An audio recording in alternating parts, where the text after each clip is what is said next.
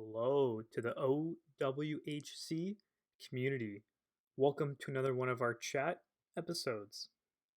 For this episode, we sat down with Ann Kowal Smith, as Ann serves as the founder and executive director of Books at Work.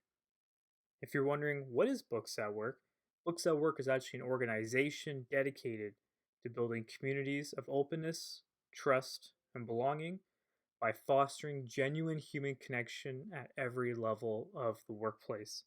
This is exactly what our OWHC community and members can really appreciate. For Books at Work, it's all about facilitated discussions of stories where colleagues share ideas, challenge assumptions, and in doing so, deepen interpersonal relationships and psychological safety.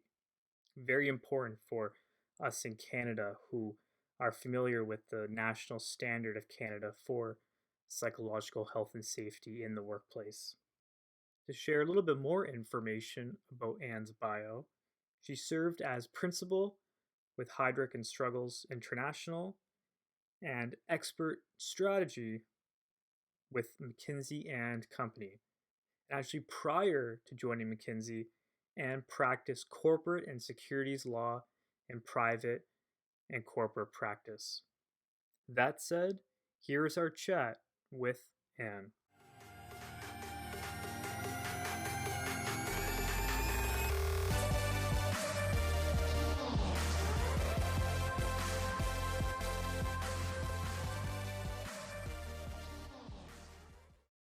Hey, Ann, thanks for making the time to speak with us today.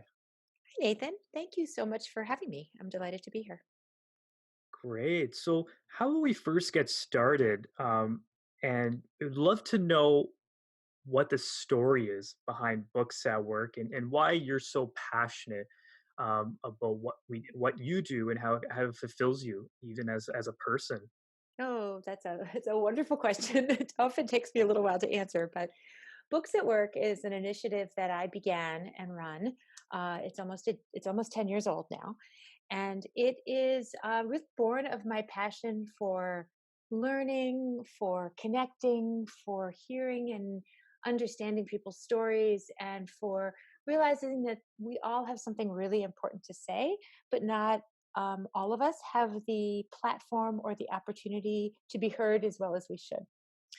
Books at Work is a nonprofit initiative that brings facilitated story based conversations into workplaces. Primarily, we also work in community settings from time to time. And we invite colleagues to using a story, a short story, a book, a novel, a piece of narrative nonfiction, to share ideas, to challenge their assumptions about themselves and each other, and to collectively or jointly develop cultures of collaboration, openness, trust, and most importantly, dialogue. Very, very interesting. And so far in that journey, what do you think has been your greatest learning or realization that you might not have even thought of when you first started Books at Work 10 years ago, as you mentioned? Is there something where you've thought to yourself, wow, I this is amazing. I'm learning even myself as we go.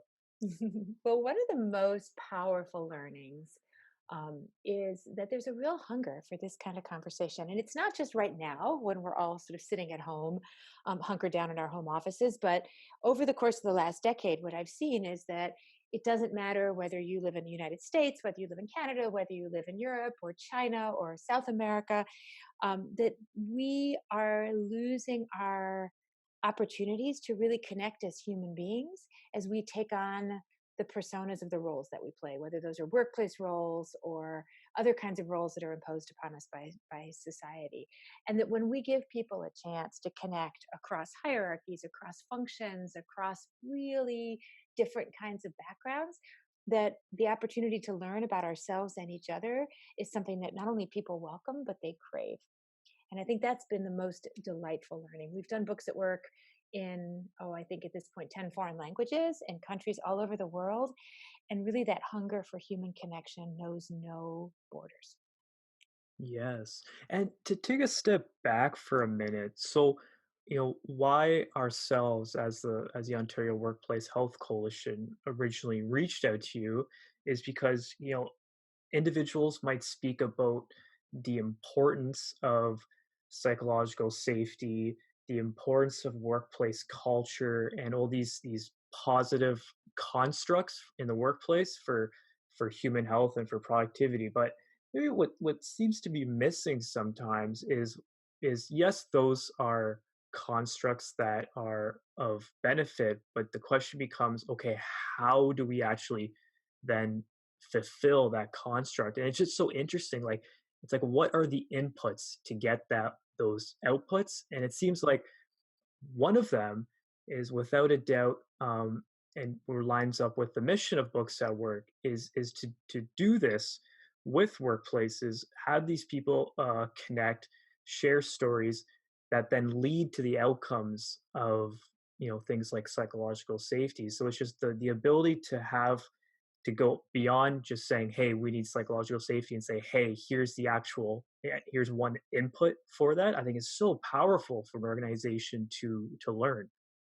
No, I think you're absolutely right. If it's one thing to say these are the 10 or 15 things that organizations need, it's another thing to say these are the mechanisms that you can put in place in order to help organizations to build that. And I think psychological safety is a fantastic example.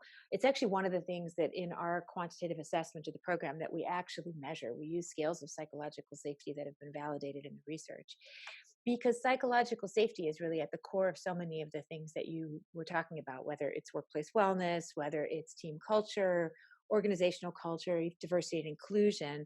Because at the end of the day, if we don't feel that sense of safety to speak up, to without any kind of retribution, to share our perspectives, even if other people don't disagree, to be willing to take a risk, then we are not going to ever be able to fully bring ourselves into our work.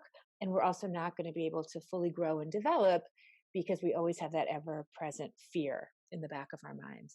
And if you think about what psychological safety is in the academic definition, it's the shared belief that a team or a group is safe for interpersonal risk taking. And it's shared because it's not just something that a leader believes, it's something that a whole group has to believe. And it's a belief because it's tacit and internalized in each person in that group. It's not declared, okay, today we become a psychologically safe organization.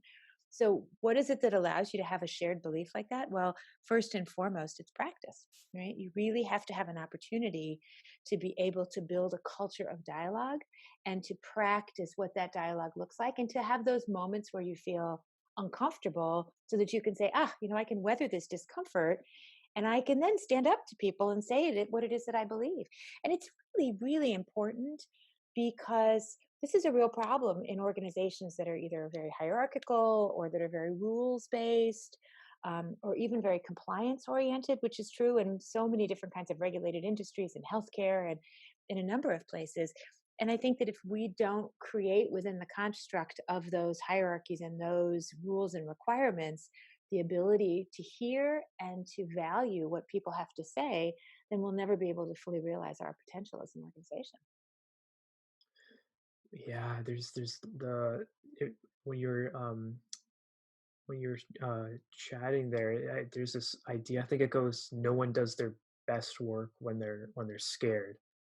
Exactly. Or another one's along the lines of, an organization, a successful organization can be, uh, just the sum of the power of like all these individual conversations that eventually come together. Um, so, and what like this would be a nice fun question to ask is, when you are there in person with an organization, tell us, what do you, and you see these individuals, they're connecting, they're in dialogue, and they're really showing their truths, and they're feeling alive, if you will. Walk us through, even like, how, what does that room feel like, and when you see that, and when you know you're making a difference for an organization, what are some things that we could think as listeners to this conversation right now? Yeah, how are we feeling when we're in a room where people feel comfortable, feel validated, and those these positive emotions are now starting? Well, I think the primary thing that you feel is a sense of satisfaction that you can and that you are being heard, and I think that's so important. And I think the other piece that's so powerful is that we get a chance to really articulate for ourselves and to share with people what we fundamentally believe. And you also get a sense that in this climate where we're so polarized, whether it's politically polarized or polarized based on, any kinds of sense of difference, we're so focused on difference that when you're in a room having a conversation about a story, having a good laugh about something that you saw in a story that somebody else didn't see or vice versa, what you begin to realize is that there's so many things that we have in common, and that sense of belonging that comes from being in a group of people that can see something or develop a common perspective or a common language around, what's fundamentally a creative human act, the writing of a story. It gives a sense of affirmation and a sense of positive energy that I think in so many ways we don't get as many chances to have anymore. So it can be really positive. So let me just put a little bit of color around it. Let me give you an example. Please, um, yes. we I had a we do a lot of work in a health in a wellness context, actually, with a large university, and we bring faculty and staff within this university together, and they can sign up, and they literally come together and they do books at work as part of their wellness program.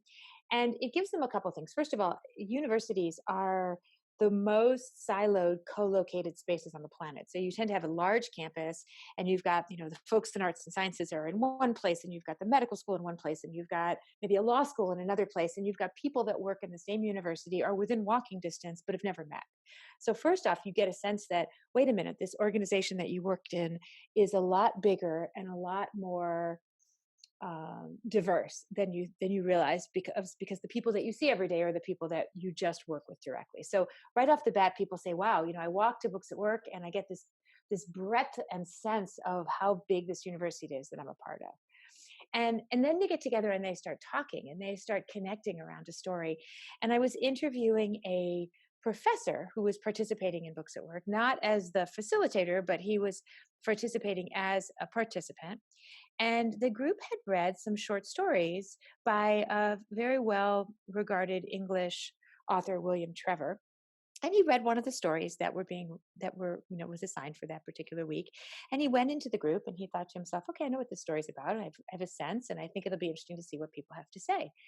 And when he got there, he discovered that almost everybody else in the room had such a different perspective on the story that he barely recognized that they had read the same story. So that so many different ways of entering a story created so many different perspectives that he was blown away. And he said when he was reflecting on the conversation, he began to realize that his work is so solitary, that there's so many ways in which he reads something for his work, some research, and he says, okay, this is what this says, and he moves on to the next thing. And how much is he missing by not being able to have a connected conversation with other people who might be reading the same things and seeing things from different perspectives?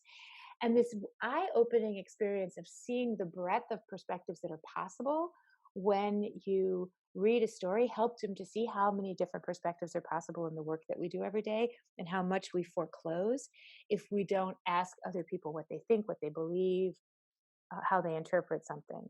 And I think it translates into more traditional workplaces, quite simply, by saying, the people that know the most about the work that we do, whether it's in a hospital, whether it's in a factory, any number of different kinds of organizations, tend to be the people that we hear the least, that we listen to the least, that we empower to give their perspectives the least. And I think his eye opening experience is one that gives you a feeling for the engagement in the room, but also gives you a feeling for the power of the program to help people to see that, maybe opening themselves up to other perspectives only enriches the work that they do more powerfully.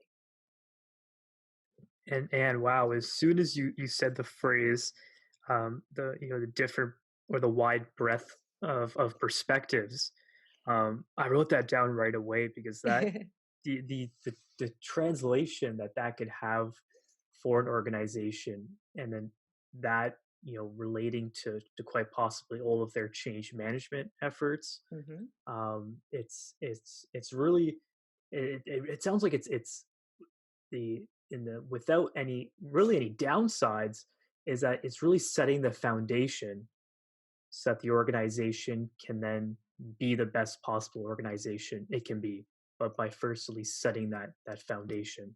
Would you say that's an accurate kind of description? Absolutely. And I think, when we move into territory we're not comfortable in, when we are asked to express an unpopular view, when we're asked to speak up to somebody who's our boss's boss, right? There's discomfort. It's hard. And nobody wants to look foolish. Nobody wants to make a mistake. And so, in order to shift a culture, to make it possible for people to make mistakes, for people to experiment, for people to learn and grow, to speak up when they see something wrong, you need to create an opportunity to practice. What Books at Work does is it creates a safe space to practice because you're talking about a story. There's no risk to that story. It's not tied to anybody's livelihood. Nobody comes in as an expert. You've leveled the playing field and you've created a practice ground for speaking up, having a respectful disagreement with somebody, contradicting what somebody else says, but doing it in a way that is generative and not destructive. So it's exactly that. It builds the foundation, and then those skills go out into the workplace. You now learn how to engage with people in that comfortable way, and it's very natural for it to then flow out into the space in which you do your actual everyday work. And now coming full circle for all the listeners is this is how, because your background is project management, strategy, law. So you've taken all these different factors and lessons from these different areas, which one might not have immediately connected the dots to, and you're saying, hey, to these various areas which can be of utmost importance for an organization, this is how they can simply get better. Exactly. And I think if I think back on my own personal journey, the common denominator has been kind of a passion for the learning curve. And I think that no matter what kind of organization you've got, whether you're in healthcare, whether you're in manufacturing, whether you're in some kind of a service industry, that this is a very fast paced, very changing world. And that if we don't empower our organization through our people to be able to learn and grow on a regular basis, push themselves out of their comfort zones, take on new tasks, be resilient, then we won't necessarily be able to maximize the journey of where an organization can go to be fully successful, to really reach its full potential. So I think organizations that see Books at Work as a tool to help them on their journey, they see it as a partner to some of the other initiatives that they're doing. They do it with their teams, they do it across their hierarchies, they do it across their functions. But what they find is really helpful is it creates that culture of trust, inclusion, collaboration that allows them to be more successful going forward. We have one CEO that we do a lot of work with, and he said, at the end of the day, it's about building authenticity, connectedness, and relatedness. And if we don't have those things, you can't really build the kind of communities that you need within your organization to be successful from a financial perspective, but also to be successful from an interpersonal and cultural perspective. Yeah. And to someone who wears for, for as a fun kind of phrase, who wears some sort of measurement hat, to recirculate what you were saying earlier, is that these types of actions for an organization, you're saying you actually can measure them. You can measure psychological safety. Yes. Yeah, absolutely. I think you can measure it in ways that are very powerful. The questions that are in the psychological safety scales that were developed by Amy Edmondson at Harvard Business School are questions like, is it safe for me to take a risk in this organization? Or I can speak my mind even though I know others disagree.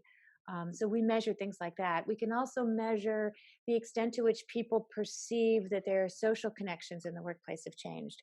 There's a lot of really interesting research around high quality connections and the power that those have in the workplace. High quality connections are not just friendships. They're not just, nice ties, or they're certainly not, being just in a social network. They are the kinds of connections that involve mutual respect, deep mutual respect. They have high emotional carrying capacity. They have trust to withstand debates and disagreements that happen in everyday life. And those high quality connections have been shown to improve innovation, improve productivity, to improve collaboration, to definitely to improve psychological safety and to improve social wellness. So one of the fundamental beliefs that I have is that if we can invest in the space between our people, not just invest in each of our individual people, but invest in them as a group and invest in the relationships that they have among them, that we can learn to be not better than nice. We can learn to be honest, right? We can be more than friends. We can actually be, as a group, a very healthy cohort of individuals that work effectively and collaboratively together. And I think those are all really important kinds of academic research that we pull from in designing the program and designing the way we measure it. Yeah, it's so nice how you mentioned the impact to um, social wellness and social connections as well. There's even these different employee engagement surveys that will actually ask questions about having a best friend At at work, exactly. yes. And so I think we've done a really nice job of explaining kind of the impact of books at work and explaining the the evidence, if you will, about how this kind of connects to the big picture. To someone listening right now who works for an organization and says, "Yes, this is what we need to do," but at the same time, this individual might not feel empowered, or they're wondering, "Hey, how can I make a change? How can I start something like this at my workplace?" What maybe steps would you would you recommend to kind of empower this individual, give them confidence that, hey, you can do this in your workplace, you can make a change, we can talk to you, we can help you. And then after that, we'll get your specific links. We'll put your links in the description here. But just some general comments, if you don't mind. How to someone listening, how can you empower them to take this and act on it? So I think a couple of things for somebody in the workplace who is a leader who is looking to find a really innovative way to help their team connect more deeply. I think it's just a question of either picking up the phone or reaching out to us and talking through, how we could design a program. And we design programs for people depending on what they need. We don't have an off the shelf offering that everybody goes through. We talk to people, we say who's coming to be at the table, what are the kinds of issues and things that you're working on, and then how do we pick stories that tee up the kinds of conversations that make those that support or augment those kinds of conversations that you're having in the workplace from a different angle. But I think that's one way to empower a leader who's interested in something different. In terms of a potential participant, somebody who says, wow, I work for this place and it would be really interesting if we could get to know each other better, I would say get a group of people together, make the case to a leader that this is something that would be interesting to you, and reach out to us. We'd be delighted to help and delighted to help you think of ways to do that. And if nothing else, and you don't have an organization that is interested right now in supporting a larger group of people to do this kind of thing, then reach out to us anyway. Sign up for our newsletter. We are almost always putting references to short stories and sending out stories with questions and helping people to think about ways that they can look at literature, at the arts, at sort of everyday human experiences, and use those as a way to create interesting opportunities to talk to colleagues about things that are maybe a little bit deeper, and more personal than the things that we talk about every single day. So we are eager to hear from people, whether they want to sign up for a program or are just eager to hear a little bit more about how it works. We have a newsletter. We would love to just connect with people and sort of help them to think about this in a more robust way. And your website does such a nice job of listing statistics for the idea of a business case for all these different topics that you mentioned, everything from the social connection to team effectiveness, culture, diversity. Your website does such a nice and effective job of kind of collecting that information for individuals. And we'll ask for your kind of closing thoughts, if you've kind of if you want to say anything that you haven't said yet. But before we do, how can someone either reach out to you, or even reach out to Books at Work and learn more about Books at Work? So Books at Work can be found on the internet at Books at Work, spelled out BOOKSATWORK.org. And that's our website with lots of information, videos, some testimonials, and a blog with our thoughts and ideas, both from us as well as from facilitators and participants. You can also find us on Twitter at books underscore at underscore work, or on LinkedIn.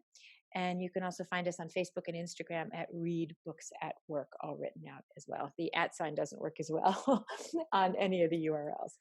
So you can find us there. If you send a note through the contact page at Books at Work, it comes straight to me. So I would happily answer anybody's email that is interested in learning more. And I'm, delighted to talk to anybody who's intrigued by the idea of really unleashing voices and helping people be heard that may not necessarily be contributing fully to the workplace or to their own sort of growth and happiness. And then on that note, and as a final thought, whether it be how to give someone confidence to reach out, or um, you know explaining how, again, reiterating how stories can really have these large impacts for organizations. Is there any thoughts you'd like to leave us on, that you want to reiterate, or anything that we haven't covered in this conversation so far? Absolutely. I think what I'll do is I'll leave you with a story that's actually one of my favorites, but that I think really sums up Books at Work in a heartbeat. So we've worked for several years with a team of machinists on a shop floor in a factory. And this was a group that it's a small group. They had some strong personalities on the group. And in the past, they had not always gotten along. And they started doing Books at Work together. And over months and months and months of reading books and really connecting and having really interesting conversations, they began to really have wonderful repairing of some of the broken relationships that they found that they had in the group. But most importantly, one of their supervisors said, one of the things that was really an interesting byproduct was that they also became much more productive.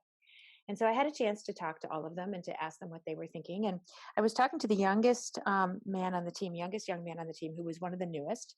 And I said to him, I've heard from the group, I've heard from the supervisor that you guys as a team have become more productive. In what way might Books at Work have played a role in that productivity? And he said to me, I can answer that question, but I think it might be better if I let John Steinbeck answer that question for you. He said, when we read some Steinbeck stories, one of the things that struck me was that Steinbeck said, you can't hate a man once you know him. You can't hate a man once you know him. And he said to me, now that we really know each other, there's almost nothing that we can't do together because we have each other's back, we connect, we talk, we're friends, and we're productive. And so I think that story in many ways sums up what a lot of people have told us about how this seemingly kind of off the wall idea really ties very, very closely to the very skills that we look for every day in the workplace, whether we're looking for a collaborative workplace, an inclusive workplace, one with it is characterized by belonging or social wellness or anything. At the end of the day, it's about how we get along with people and how we feel about each other. Yes, and this is just one of those such effective mechanisms. Again, with essentially zero downside for achieving that. Exactly. Exactly. Great, and well, once again, thank you for your time. Thank you for explaining Books at Work. Thank you for sharing your background and how that connects, and for telling everyone how they can reach out to you and to learn more about Books at Work as well. So once again, thank you for your time. Well, Nathan, thank you. Thank you for helping us tell the story of Books at Work because it's always important to be able to share it with people who haven't done it before. And thank you for this lovely conversation. I really enjoyed it.